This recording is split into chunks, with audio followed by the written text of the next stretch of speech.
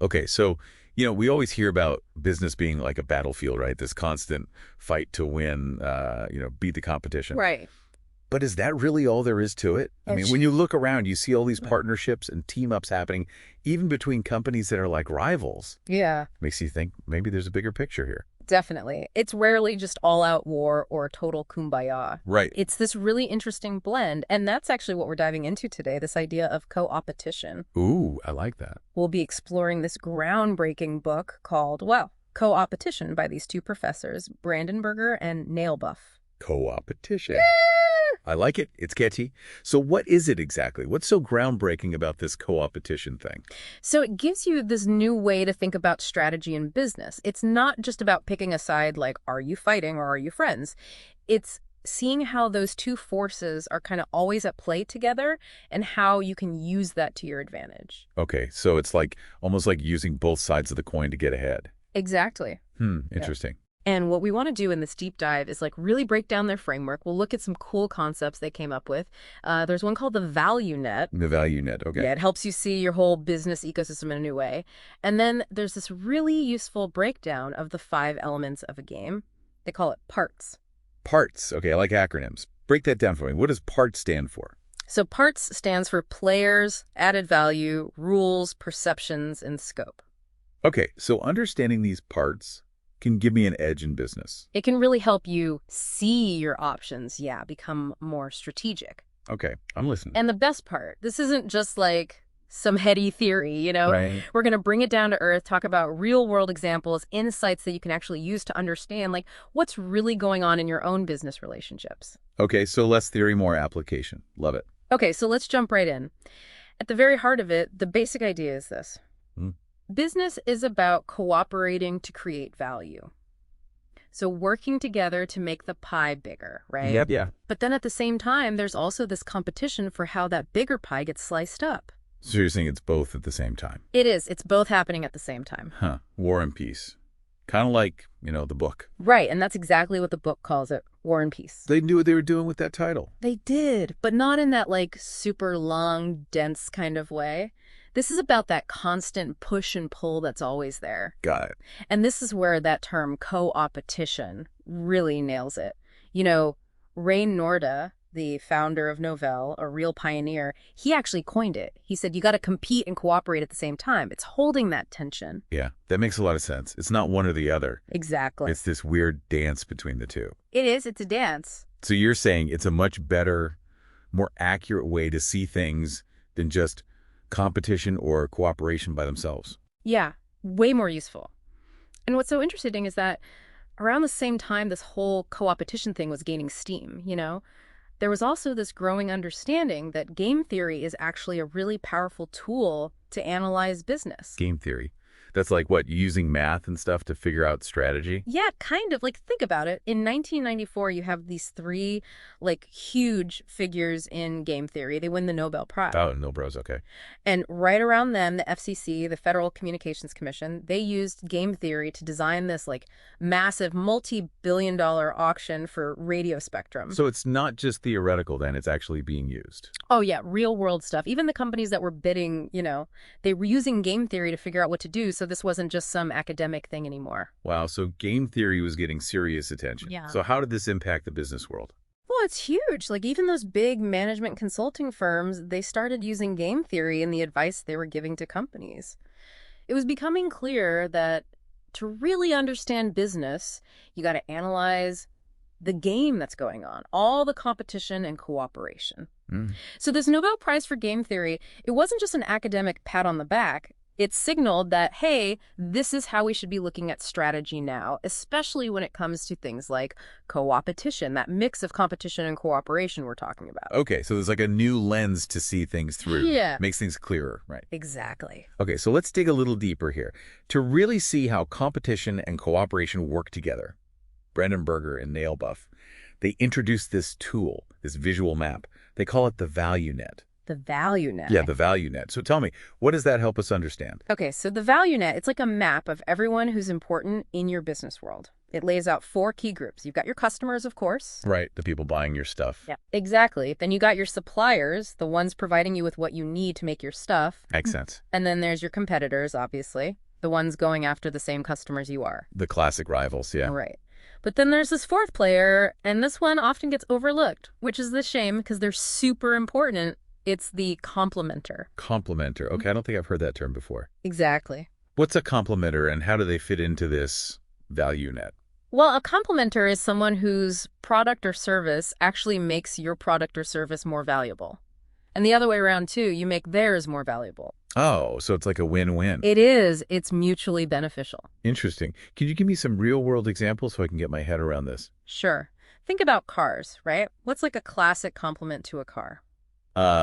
Gas. Yeah, gas is good, but even more basic, paved roads. Ah. Yeah, the early car industry, they knew this and actually pushed for better roads, even helped fund them sometimes. Right. Another good one is auto insurance. Think about it. People are way more likely to buy a car if they can get insurance easily. And it's not crazy expensive, right? Yeah, makes sense. So good insurance makes cars more appealing. And then more cars on the road means there's more demand for insurance, so everyone wins. Oh, I get it. It's like a cycle. Exactly. Like that old saying, during the gold rush, sell shovels. Oh. It's not about competing with the gold miners. It's about being the essential thing they all need. Okay, so the value net has customers, suppliers, competitors, and complementors. I think I'm getting it. But what about those suppliers on the other side of the value net? How do they see complementors and competitors? Well, suppliers also have their own set of complementors and competitors when they're trying to get the resources they need. Think of it this way. Someone's your complementor if them being around makes the supplier more willing to supply both of you compared to just you alone. So they see more opportunity when there are more players. Exactly. And they're your competitor if the supplier finds it less attractive to work with you because they're also supplying to someone else. Okay, so like if a supplier is making a new part, they're more likely to invest in it if they know more companies are going to buy it. Exactly. It spreads out their risk and they can potentially sell more. Makes sense. Take Intel, for example. They make those computer chips, right? Companies like Compaq and Dell, they're competitors in the PC market. Right. Big-time rivals. But they're also complementors for Intel. Wait, how so? I thought they were fighting over Intel's chips.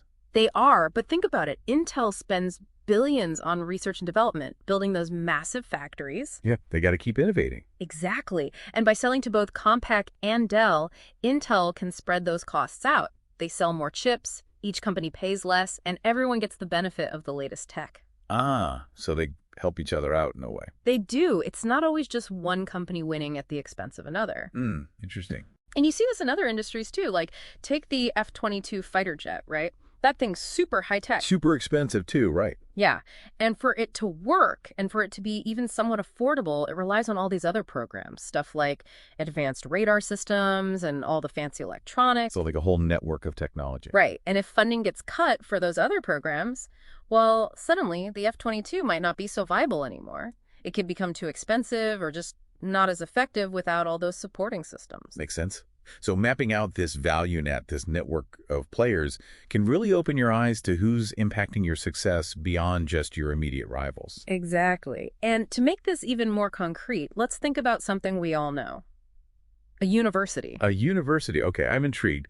How does a university fit into this whole value net thing? Okay, so who are the main customers of a university? The students, right? The ones paying tuition. Exactly. Or thinking about all the knowledge and specialized skills they get, maybe we can even think of them as clients. Okay, students are clients, got it. And the competitors. The competitors are all the other universities fighting for those same students. And you know what? Sometimes even the university's own faculty can become competitors. Wait, how so? I thought professors were part of the university. They are, but sometimes they do their own thing on the side, like consulting or running their own little training programs. So in a way, they're competing with the university for that same pool of people who want to learn. Ah, that's interesting. I never thought about it that way. Okay, so we've got students, competitors, and sometimes even the faculty themselves playing multiple roles. What about complementors for a university? Well, think about the whole K-12 education system. High schools and all that? Exactly. The better prepared those high school students are when they get to university, the more they're going to learn, the more valuable their experience is going to be. Makes sense. And you know what? Even undergrad programs at one university can be a complement to a graduate program at another university. It's a pipeline. Oh, so like they feed into each other? Exactly. So even universities, even though they're fighting tooth and nail for students and rankings and all that, they're also helping each other out in a way, right? They're all part of this bigger ecosystem of higher education. That's a great way to put it. The more good options there are out there, the more people are going to see the value in going to college in the first place. So it's co-opetition at work again? It is. It's everywhere. Okay, so this brings up a really important point, right? We tend to see every new player that pops up as just a threat, like someone trying to steal our customers. Right. But we should also be looking for ways they might be a complementer. Exactly. You said that Jekyll and Hyde thing. One entity can be both, right? Completely. So how do we get better at seeing past that initial, competitive instinct? It's a good question. Think about those antique shops you see all clustered together in certain areas, like those little streets in Brussels. Yeah, they all seem to be right next to each other. Right. At first glance, you might think, well, they're all competing for the same customer. Yeah. Yeah, fighting over the same antique lovers. Exactly.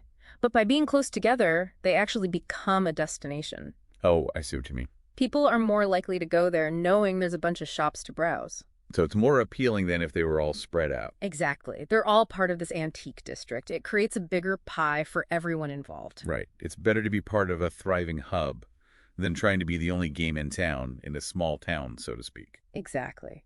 Now, contrast that with a company like Toys R Us.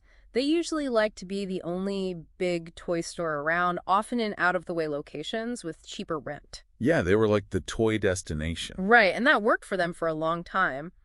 But you have to wonder, maybe they could have done even better if they had some complementary businesses right there with them. Like, what if there was a family-friendly restaurant right next door?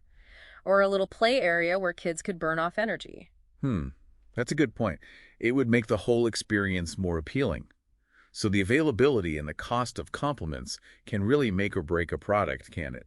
Oh, absolutely. It makes a huge difference. Think about the early days of online services. Oh, wow, back in the dial-up days. Yeah, exactly. And one key complement to that was local phone service. You had to be able to make calls to connect. Right, no Wi-Fi back then. No Wi-Fi. So in some places like Japan, where local calls were really expensive, online services really struggled. The providers had to charge these super low fees just to offset those phone bills. So they could barely make any money. It was tough. But in the US, where local calls were usually free, those online services took off like crazy. Having that cheap, easily available complement was huge for them. Okay, so complements are super important. We've got a handle on this value net and how competition and cooperation kind of work together. Now, the book also talks about changing the game. That sounds like a really powerful idea, like not just playing the game well, but rewriting the rules. Exactly. It's about being proactive, taking control. They argue that real, lasting success often comes from shaping the game itself to your advantage, not just playing the existing game better than anyone else. So like being a game changer, Yeah. not just a player. Right. And they give this great framework for doing just that. They call it parts. Parts, right. Players, added value, rules, perceptions, and scope. We're going to dig into each of those, I'm sure, but can we do a quick preview of a couple? Sure, let's do it. Let's start with added value. What does that even mean in this context? Okay, so added value, basically it's your unique contribution to the game. It's what would be lost if you were suddenly gone. Oh, so it's like your essential value, what makes you irreplaceable. Exactly. And what's interesting is that even if you feel like you're not in a strong position, you might have more added value than you think. Okay, not sure I follow. They use a great card game example in the book. Hey. Imagine you're playing a game where you make pairs of cards, and you have the last red card left. Everyone else has already made their pairs. That red card, even though it's just one card, it's essential to complete the final deal, the one that's worth like $100. Oh, I see. So even though it seems like a small thing, it's actually really important to the overall game. Right. It has a lot of hidden value. Okay, so how does this play out in the real world, like in actual business? Think about the NFL, right? American football. They intentionally limit the number of teams in the league. Yeah, there's only 32, right? Exactly. And that limited supply, it makes the existing teams super valuable. Which is why cities are willing to pay a fortune to get a team. Precisely. It's all about controlling the supply to increase your added value. Interesting. Makes you wonder if some people in business avoid really finding out their true added value. Like, yeah, those people who think they can never take a vacation because everything will fall apart without them. That's a great point. It's like in that movie, It's a Wonderful Life. Ah, classic. The main character, George Bailey, he gets to see what would happen if he'd never been born. And it turns out his town would have been a much worse place without him. It really shows the impact one person can have, their inherent value to the whole system. Right. Everyone has some added value, even if they don't always realize it. Okay, so we've got added value. What about rules? How can you change the rules to gain an advantage? Rules, oh man, they're huge. Yeah. They can come in all forms, contracts, government regulations, industry standards, even just how things are usually done. Okay, yeah. And they can give you a ton of power, separate from added value. Give me an example. Let's go back to that card game, right? Let's say we change the rules so that only one person can make offers. Let's say it's Adam. Now, everyone else with those red cards, they can only say yes or no to Adam's offer. They can't make their own deals. Wow, that changes everything. It does, right? Yeah. Adam has way more power now just by changing that one rule. It's like he's the king now. Exactly. And that's how it is in business, too. Little tweaks to the rules can totally shift who has the advantage. Okay, so that's rules. And now I'm curious about perceptions. Like, how does what people believe play into all of this? Oh, perceptions, they're huge. Okay. How people see the game, how they see their own position and everyone else's, that's always a factor. And sometimes that's the whole ball game right there, Right, yeah. Like, if someone thinks you're desperate, they'll use that against you. Exactly. They use a great example in the book about artistic differences on a movie set. Oh, yeah. I remember this one. It was a good one. So the original director, he quits.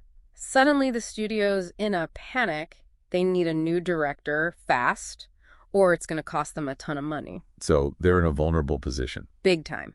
And you know what that means?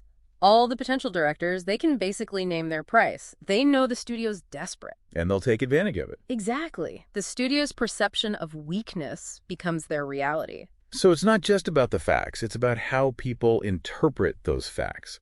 That can make all the difference. Couldn't have said it better myself. Now, one thing we need to be clear about with game theory is this. It doesn't assume everyone's always going to be perfectly rational. So not like robots just crunching numbers. Right. Real people, they have feelings, they get things wrong, they misinterpret stuff. Right. So you can't just assume everyone's going to make the perfect, most logical decision every time. And that's where this idea of allocentrism comes in. Allocentrism. Another cool term. It's basically putting yourself in the other player's shoes, really trying to see things from their perspective, even if it doesn't seem logical to you. Ah, so instead of assuming your competitor's just like you try to understand their specific motivations. Exactly. Like, what are their personal incentives? What kind of pressure is their boss putting on them? What's their company culture like? Okay, so it's about predicting their moves based on what they want, not just what you want. Exactly. That's allocentrism. It's about understanding the why behind their actions. I like it. Okay, so we've gotten a taste of added value rules and perceptions. Let's dive into the first of the parts, players. How can we change the players in the game to gain an advantage? The book has this intriguing idea of pay me to play. What is that all about? It's a really cool strategy. Pay me to play is all about getting paid to enter the game. Wait, even if you don't win? Even if you don't initially have, like, a strong added value in the traditional sense. The key is figuring out who else would really benefit from you being in the game. Even if you yourself don't immediately make a ton of money, just your presence can be valuable. Okay, that sounds interesting. Can you give me a concrete example? Sure, think about Holland Sweetener. They were trying to compete with NutraSweet, that big company that makes aspartame, the artificial sweetener. Oh, yeah, I remember those little blue packets. Right. Now, Holland Sweetener, they didn't really have a better product at first. So their added value wasn't that high. Right. But their entry into the market gave those big soda companies, Coke and Pepsi, something really valuable: competition. Suddenly, NutraSweet couldn't just dictate terms anymore. Ah, I see. So Holland Sweetener's presence gave those companies more bargaining power. Exactly. They were doing them a service. Yeah. And Holland Sweetener, they should have realized that and charged for it. So they could have gotten paid just for being a competitor. Exactly. That's wild. Right. And another great example is Norfolk Southern, the railroad company. There was talk of them building a new rail line into Gainesville, but it never actually happened. So they didn't even enter the market. Right, but just the threat of them coming in, It gave the city of Gainesville leverage when they were negotiating with the existing railroad, CSX. So even a potential player can have an impact. Big time. And Norfolk Southern could have used that threat to get something in return, you know? Ah, so instead of just walking away empty-handed, they could have gotten something for their trouble. Right. Now, a company that really mastered this whole pay-me-to-play thing was Bell South. The phone company. Yeah, back in the day, there was this big fight over who was going to buy LAN Broadcasting, a TV and radio company. Bell South jumped into the bidding, even though they knew they probably wouldn't win. So what did they get out of it? They were smart. They negotiated all these side deals, consolation prizes, they called them, like getting their expenses covered and stuff, because they knew their presence was going to drive up the price for the eventual winner, which was Macaw Cellular. They essentially got paid to play the game. So they turned a potential loss into a win of sorts. Exactly. They walked away with something. Now, what's interesting is, what if you don't play this pay-me-to-play game? What happens then? There are a bunch of hidden costs you might not think about, like all that time and effort you spend on a bid you don't win. That's time you could have been focusing on your existing customers, making them happy. Yeah, it's a distraction. Totally. And you might end up undercutting your prices just to try and win, which means less profit for you in the long run. Right. Plus, the company you're trying to take business from, they can retaliate. They can go after your customers. So it can turn into a nasty fight that hurts everyone. Exactly. Okay, so sometimes the smartest move is to not play the game at all unless you get something for your trouble. Exactly. Sometimes the best deal are the ones you don't make. Okay, so we talked about getting paid to play. Now, what about bringing more players into the game? How can that benefit you? So having more players, especially customers and suppliers, can really tilt the scales in your favor. How so? Well, on the customer side, making your network bigger and more attractive is key. Think about AOL back in the day. Oh yeah, with those free trial CDs everywhere. Exactly. They were basically paying people to join. And that worked for them. It did. Or look at ProShare with their video conferencing software. They did something similar. And even those fancy nightclubs, they use this tactic. By creating a sense of exclusivity, they make membership more desirable. Right, so everyone wants to be part of it. Exactly. Another strategy is to encourage other companies to create products that work well with your product. So like creating a whole ecosystem around your product. Exactly. It makes the whole pie bigger and attracts more customers. And sometimes you can even become your own first customer. Wait, what do you mean? Buy from yourself? Kind of. Like Boeing, after World War I, they bid on these airmail contracts. To deliver mail by plane. Yeah, exactly. And that created the demand that led to the creation of United Airlines. They basically jump-started their own market. Wow, so they created the demand themselves. That's clever. So what about suppliers? How do you get more of them on your side? More suppliers means you have more options, less dependence on any one supplier, which gives you better negotiating power. One really powerful way to do this is to form what they call buying coalitions. It's where multiple companies team up to buy stuff together. So like strength in numbers. Exactly. Like American Express and a bunch of other big companies, they did this for healthcare benefits. Get better prices. Exactly. By combining their purchasing power, they can get much better deals than they could individually. It's like that old saying, united we stand, divided we fall. Right, but in this case, it's united we buy, divided we pay more. Okay, I get it. Now, what about complementors? How do we bring more of those guys into the fold? You want those complementors? They're valuable allies. So you can do a few things. First, you can make it easier for your customers to access those complements. Okay. Like you could team up with other companies and offer package deals. Or you can incentivize complementors directly, like 3DO did back in the day with their video game consoles. They actually gave hardware manufacturers stock options for every console they sold that supported the 3DO format. So they were basically paying them to be their complementors. Exactly. Or you can just become your own complementer, like Nintendo and Sega did with their game consoles. Right, they made both the hardware and the software. Yep. Control the whole ecosystem. Or like Intel did with ProShare. They actually created their own video conferencing software to drive demand for their chips. So they created their own complementer. Exactly. Pretty smart, huh? So yeah, there are a lot of ways to bring in more complementors. It just takes some creativity. Okay, so we've talked about bringing players in, getting paid to play, all that. But what about those players that are already in the game, the ones you're competing with directly? Yes, the rivals. Sometimes you got to neutralize those guys, right? Sometimes, yeah. And there are a few ways to do that. One way, of course, is to just buy them out. Acquisition. Classic move. It is. It's classic for a reason. It can be very effective. Like back in the day, GM, they actually bought up a bunch of trolley companies in different cities. Really? Yeah, and then they shut them down. Wow, that's ruthless. It was, and it wasn't exactly legal at the time. About that? But it shows you how far some companies will go. But, in some industries where things are slowing down or there's just too much capacity, buying out a competitor can make sense. Right, to consolidate and streamline things. Exactly. It can be a necessary evil sometimes. Like there was this guy, William Anders. He was the CEO of General Dynamics, a big defense contractor. He tried to buy Lockheed's F-22 fighter jet program. Why would he do that? They were competitors, right? They were. But he figured, with defense budgets likely to get cut, it made sense to combine forces, rationalize the industry. It didn't end up happening, but it shows you how even big rivals sometimes consider teaming up. Yeah, sometimes it's better to join forces than to destroy each other. So changing the players in the game, whether it's getting paid to enter, bringing in new ones, or neutralizing the existing ones, it can really reshape the landscape. It can. It's all about understanding the dynamics and using them to your advantage. Okay, I like it. So that's players. Now, what about added value? We talked about it a bit earlier, how it's your unique contribution, but how do you actively change your added value?